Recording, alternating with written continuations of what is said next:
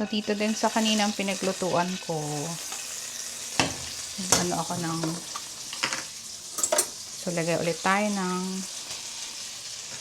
generous amount of minced garlic.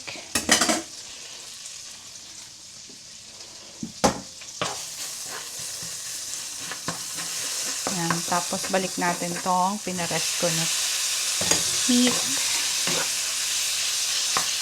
Oh, actually, I always add on a little bit lang naman, chili flakes. I forgot. Just for a little bit of, skip ko lang. Tapos, fine. Soy sauce. Tansya-tansya na lang, guys. Hindi ako naglalagay ng sugar, guys, sa aking salpikaw.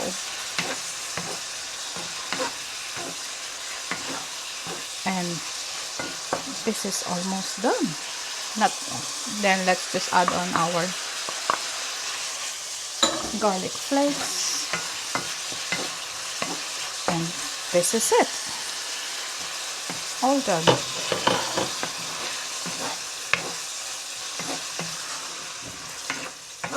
Tanggalin na natin dahil maluluto pa siya pag tinagalan natin siya dyan.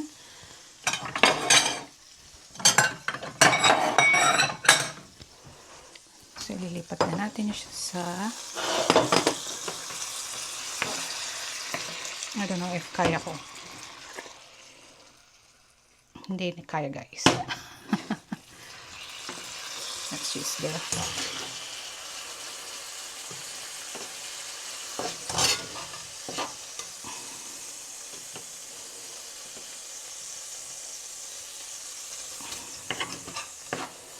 So, dapat to may spring onions. Pero dahil nga wala kaming spring onions and night shift on Lola, yung baby J na aking inuutusan isn't home yet. So, this will do. And this is my beef salpicao. Bon appetit, guys! Bye!